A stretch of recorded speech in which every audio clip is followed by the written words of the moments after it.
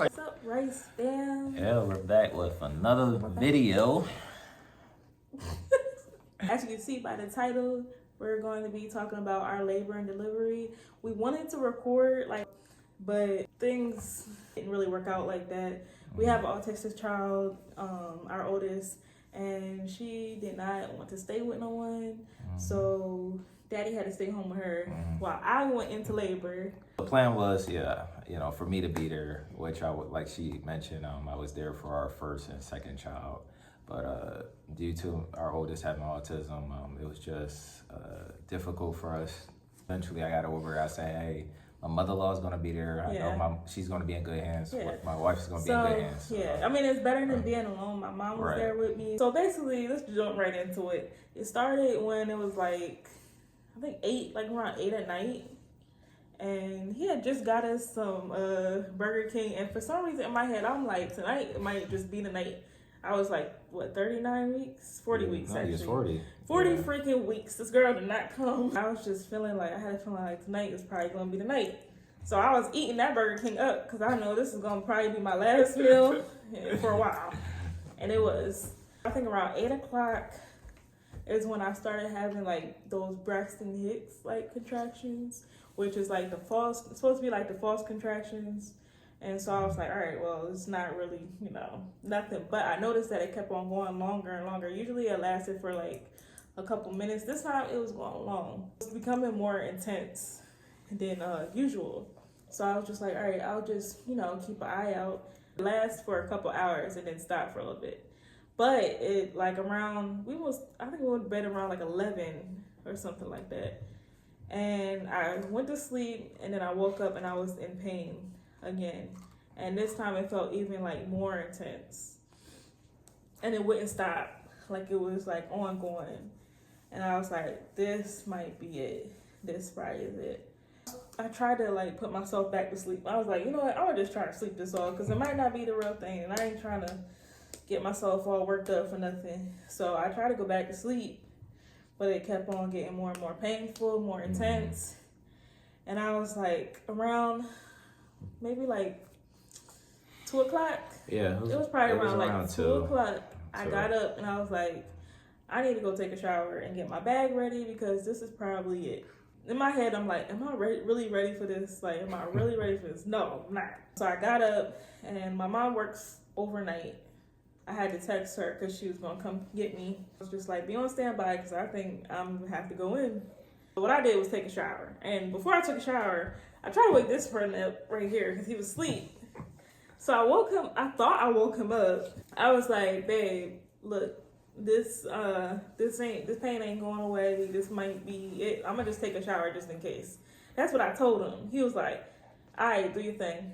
I was like, what? I'm like, babe, it might be in labor. This man I don't talk remember about, saying that. all right, do your thing. And the funny part is he don't remember when I told him that. And so I know he was half asleep. He took my shower and everything, started packing my bag up. And as I was packing my stuff in the room, he finally wakes up. And it's like, well, what you doing? Where you going? What you doing? And I had to tell him, I'm in labor. This is real. This is happening. And so he really jumps up this time. And it's like, oh, okay. And he starts helping me get my stuff together and get ready. And I packed my stuff because 40 weeks and I had nothing packed. Packed. I was trying to contact my mom because I told her yeah, this is it. I need you to come get me. But it wouldn't go through. The text wouldn't go through. So I tried calling and that wouldn't go through. But her phone, like I said, she didn't have good service at her job. So I couldn't get a hold of her. So I was like, oh my gosh, I might have to call 911. My husband gets up, he calls 911. And tell me, I can't stand calling 911 sometimes because 911 got to ask a million questions. I'm trying to tell you, my wife, she got to get to the hospital. Yeah. She's, having contractions. And they got to say, can you check your wife down there? They thinking the baby's about to come out and telling him to check me to see if he can deliver the baby. All right, hubby had to take care of some business real quick. But anyway, so he, when he's on the phone with them, we're going talking and answering all these questions. I'm sitting there in pain, okay? When I went into labor with the last two before her, it wasn't as bad, but with this one, the pain was intense for some reason. And I'm just breathing. And I'm just like, I don't know how, like, quick this baby gonna come, because I hear, you know, that when you have more children, they come fast. And I'm like, oh my gosh, I was thinking my husband was really gonna have to deliver my baby, or my mom was gonna have to deliver my baby. Like, I was like, oh my gosh, I don't know how far along, because it was really intense and really painful already. And it just began. Like, I didn't know that it was just the beginning. By the time he gets done answering all these questions, my mom hits me back. Ooh. My mom hits me back, and she's on her way. So I tell him, just cancel the 911. I'd rather just go with my mom. I didn't want to be in the ambulance or nothing. So my mom gets here. I get in the car, and it's just even more intense. And I'm just talking and trying to, like, take my mind off of it, because I'm, like, distracting myself, because I could talk between the contractions. And so I'm texting him, letting him know I'm good, making sure they good, because he's home. It's, like, early in the morning, like 3, 4 in the morning or something like that, 4 or something in the morning. And he's home with the kids. And now my other daughters are already awake because of all the commotion and stuff. I'm in the car, and I'm just, like, in intense pain, and I'm in contractions. I can still talk, like, between contractions, I can still, like, talk and everything. So I'm talking to my mom as she's driving me, which the hospital isn't that far away from here. Probably about, like, what, 15 minutes? 15 to 17 minutes the most. 15, 17 minutes. So I'm just like, oh my gosh, I might have the baby in the car. Like, I don't know, because it was just really, really intense and painful. So we finally get to the hospital. And this is a smaller hospital than the one I've been to before in Delaware. But it was cool. It was nice. Everybody was really, really nice. They wheeled me up in there. They asked me a little bit of questions. I'm telling them, like, this, I'm in pain and everything. And I wasn't sitting there that long before they got me up to the maternity. What's it called? Maternity floor. Yeah, I would say maternity floor. Whatever. Yeah. So I'm up there. And I'm in this room, and a whole bunch of nurses walk in, and they're basically like, they're checking me to see how much dilated I am. When they check me, 3 centimeters, about 3 centimeters, and that's not good enough. These hospitals now, they want you to be a certain amount. Like, I think they want you to be like 4 or 5 centimeters. My mind is going on where they'll keep you. And in my mind, I'm just like, I cannot go back home feeling like this. Like, I feel like I'm in active labor. Like, serious, like, it's not calming down. It feel like it's just, and I'm only 3 centimeters, which is crazy, because with my other 2, I was like 4 or 5 centimeters, and it was not that painful. So I believe every pregnancy, every labor is just different, because this one was just way more intense and way more painful. You gonna keep jumping in like that? So since I'm only 3 centimeters, they are gonna make me wait for like an hour, and so I'm sitting there waiting just to see if I can dilate, you know, on my own. I had a tub, and I tried, like, it's like a little tub thing I got in. My mom helped me get in, and I'm just sitting in the tub, just trying to, like, see if that would ease the pain. Till it did not ease the pain. It actually got worse. So that, and just walking around, and it got worse. The pain got so bad, I could not. She's making me sad, y'all, because I couldn't be there with her. As I'm hearing her speak about this, it's making me emotional, because, you know, I couldn't be there physically with my wife, and much as I wanted to be, I couldn't. You know, it did really hurt me, y'all.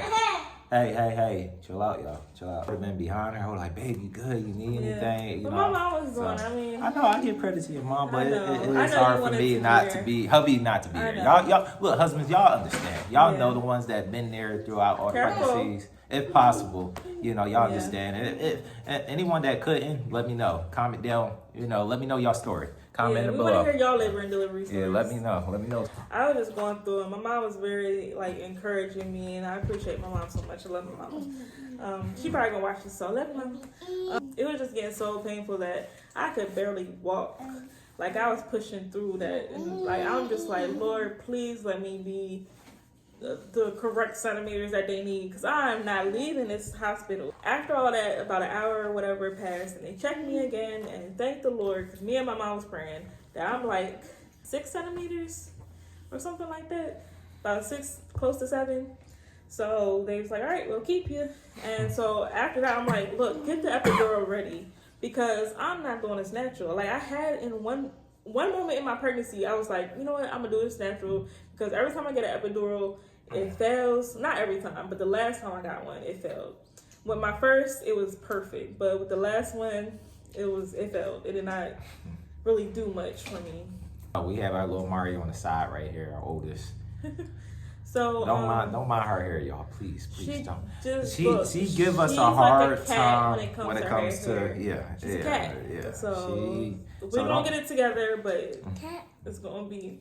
Man, you now want to look at cat. Yeah. So this time I'm just like, I want the epidural. I'm gonna try this again because it's just too painful. I'm already like 6 centimeters and it's extremely painful. I was 6 centimeters before, but my first one wasn't this painful. Like I was just like, yeah, give me the epidural because I don't think I can go any longer. So they're like, okay, we'll get the epidural. So when you get the epidural, why am I saying it like that? When you get the epidural, look, I had a hard time saying that word too. Epidural. That's it. Epidural. Okay. What? So when you get the epidural, you have to get your blood taken to make sure everything's good with your blood and all that bull crap. I didn't care about that. I was like, y'all better come on. All right, so when you get your blood taken, you gotta get stuff. Y'all know you gotta get the IV and everything. He was going through it with them IVs. Ooh. First off, I was supposed to get the IV when I first. Show them where they stick you at. Well, the bruises ain't there anymore. I know, but they were sticking you everywhere. I was so bruised up because even with the IV, I'm supposed to get like the fluids, and also if you are positive for strep B or whatever it's called, you got to get antibiotics. So I had to get all that. They could not stick me. They couldn't get the, I don't know. But the IV, they had a hard time sticking me. And then to get the epidural to get my blood taken, they had a hard time sticking me. And they had a hard time even getting the blood out. So I was going through them trying to get the blood out of me and stick me and find the person. Like, I was going through that for a good, 30 minutes. They stick me, 6 times. Over 6 times. It wouldn't have been me. I would have been it's time to rumble. You trying to stick me 6 times. What is going on? And this is taking forever. And I'm going through, the pain is getting worse as they're sitting here trying to stick me. They're calling more and more people to come in and try. And it's the same thing. They got the little scan thing to try to scan my veins to see where my veins is. That crap ain't working. It's taking forever. And when they finally get it, I'm probably 8 centimeters by this time. The doctor walks in, he checks me, so yeah, I'm probably 8 centimeters. And he even tells me, he's like, either you can get the epidural or you can push this baby out now, because you know. And I was like, give me the epidural. I don't know why I said just give me the epidural, because I'm just scared at this point. I'm in pain. And when they finally got the blood and they took it back down and they gave it down there and they said, okay, it takes about 30 minutes, I think, for them to get the blood. And so I had to wait for them to get the results for the blood. And then after they finally got the results, I had to wait for the anesthesiologist to come. So that's even more waiting time. So I'm just waiting and all this. And then he finally gets there and starts to do, the thing in my back. It's so hard and so painful to sit there in extreme pain and having to sit up a certain way while he's in there. And he took good 15 minutes just doing that part, putting the needle in my back. And it's at the point at the end when he finally starts to almost be done and patched up. It's at the point where I literally feel my body pushing her out. And it was so freaking painful. I'm pushing, she's coming out. Y'all gonna have to check me again. And the epidural the medicine wasn't even going through yet. And so when I lay back down and the doctor checks me again, he's like, you're fully dilated. And they was like, yeah, you're not probably gonna make it for the epidural to even start working before you start pushing. So basically they told me, yeah, you're gonna have to do this thing natural. And I'm just at that point, I'm just whatever y'all gotta do, just get the baby out. Just get her out. Fully dilated. I don't got no pain medicine at all. Nothing. The epidural didn't even come through yet. They told me basically it ain't gonna work. It's too late now. The funny part is, like, when I got back into the room where you push, when I was like around 8-9 centimeters, I was still texting him. I was still texting for a him. while. Like, in between contractions, like the really bad contractions, I was still texting him. No, I'm still waiting. They got the blood. They finally gonna give me the epidural. Like, I'm still texting him like everything's all good when I'm just going through, like, behind the scenes, I'm going through extreme pain. But I was texting you, and he told me, like, what was going through your mind when you was waiting? You was getting my text. I guess it's just, I guess what was going through my mind a lot is just me not being able to be there.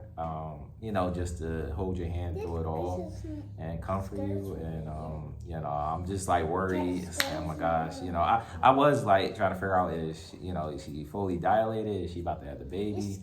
And, you know, just being so anxious about it and just feeling devastated too in a way. Just like, I'm like, oh my God, I'm like, I can't beat her. You know, I'm just hoping everything goes well. I'm hoping that she, you know, she's good and she's able to push the baby out. And it was hard, y'all. I just like, I'm sitting here trying to deal with our other two children. Yeah, he was there with the other two. And not having my wife here and not being there physically, it did do something to me, but I was able to be strong, you know, through it all. It's like, hey, I have 2 other children I have to attend to. I had to stay home, you know, but I just felt good that my wife was texting me. I was able to feel good that she was able to reach out and let me know here and there what was going on, just keeping me updated. So the last time I texted him, it was like I texted him they're about to give me the epidural. That was the last time I texted him. Yeah, I believe. And then after that is when they tried to give me the epidural, but it was too late by the time they got done. The doctor came in, checked me. I'm fully dilated, and now they're setting up, and I'm just gonna start pushing at this point. And so that first push, I don't know who that was, but who came out of me, but I was in there screaming. My mom said I wasn't that loud. Like I'm a quiet person, and I don't like to show like I'm really reserved. You being quiet and pushing out a baby is 2 different things. I know, but I'm like reserved. Like even when I'm in pain or something, like I can't, like in public, and you know I'm a reserved type person. But this type of pain, I cannot be reserved no more. Like I felt like I was like, ah! And they was like, oh, it's okay. I feel like they kind of laughed at me a little bit. You probably like that. No, I was not doing that. Okay. Yeah, a little bit. It was kind of, actually, you're right. It probably was a little bit like that. I can imagine. I would have been like this. No, I would really. I would have been like that. You'd have been like that meme where he disappeared. Oh, come on, man. I don't know what matters. That meme about when he's like this and he started disappearing. Oh, yeah, disappearing. But I was like, I was screaming. That first push was crazy. So how did you feel after you was able to push Raya out? Now, how many pushes did it take? So I think it was about 3 pushes, and it only took a few minutes because when I'm in pain, I'm like, all right, nah, get this baby out of me. That was the most painful thing in my life. And it was so exhausting, just being in pain for those hours. So I went in around 5, I think, and she came around. What time? I have to tell him. It was probably like 11. Around 11 or 12. Yeah, in the morning, right? Yeah. It was around 11 or 12. So just since 8 o'clock that night till like 11 or 12 the next morning, I was in pain. So I was exhausted just from being in pain the whole time. When I finally pushed her out, I did feel relief, but I also still felt pain. I was just really, really sore. Like I felt extreme soreness. And I had to get a couple stitches, which is whatever. Is kind of a little bit less than with the other 2, but I did have to get stitches, which was not fun either. Even though they numbed me, that crap still hurt. But I was this was the one of the labors that I felt so exhausted I couldn't even look at my baby. Like it was so bad that I couldn't even look down at her. I just my body was just done. But my mom was there and she was talking to her and stuff. It was so sweet. But that was so traumatic. Like there was a person I read on Reddit that said what it felt like pushing out a baby natural. and they said it felt like a hot cast iron skillet pushing out. I was like, yep, that's what it felt like. I'm not doing that again. I'm just glad to be a man. Uh-huh, I don't yeah, have to worry about all that. I'm sure. But we're gonna get that taken care of because we ain't having no babies. We ain't having no more babies. Everybody was very nice. The doctor was really nice. The nurses all was really nice. And guess what? We was able to come up to the hospital. Now, for some reason, before all of this, when I was pregnant, I called and asked, was I allowed to have? I called. We both called. I called first, and I was informed that no, I was able to come to the hospital. I wasn't able to bring any children to the hospital. Bring our kids, and they said no kids under 16 allowed. Yeah, right. So, but I called. No, I asked the nurse there, and I was like, I want my kids to come up. Is that okay? She was like, yeah. I'm just like, so we was cool. I was so happy about that. So I thought I would have had to wait till she come home from the hospital. I thought that we wouldn't be able to see her until we came home, like days later. Exactly. So I was really happy. I was happy to get the kids ready. We was like, we're gonna go see mommy and your newborn sister, your baby sister.